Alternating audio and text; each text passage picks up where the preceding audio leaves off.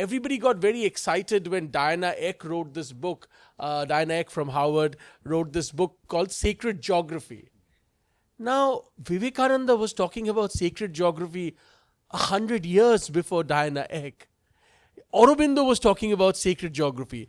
Even if you don't want spiritual figures, Radha Kumud Mukherjee, the great historian, was talking about sacred geography. But of course, as we in classic Indian style, the moment there was a Western stamp about it, everybody in Latin Delhi became very happy. They were like, ye satya hoga. Right? So this is a fundamental lack of confidence that is drilled into our very bloodstream. It has taken 20 years of liberalization for some of this to go, and I hope more will go. I also want to make the vital point that if you look at India and the ideas that we talk about today, whether it's democracy, my friend Sanjeev also likes to talk about this, democratic ideas had their own inception in India's ancient past. We never talk about this. We only talk about the Greek model. We never talk about the Indian model.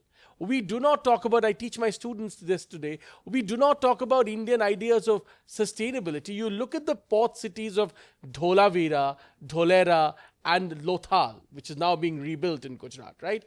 One, of course, is next to a main water body. The other two are port cities. These were some of the most important ports of the ancient world. Pliny the Elder, the Roman historian, is complaining that ships leaving your very city, and I consider myself part Mumbaiker too, we still have a home here, and I used to live here for 5 years when I worked in television in the city.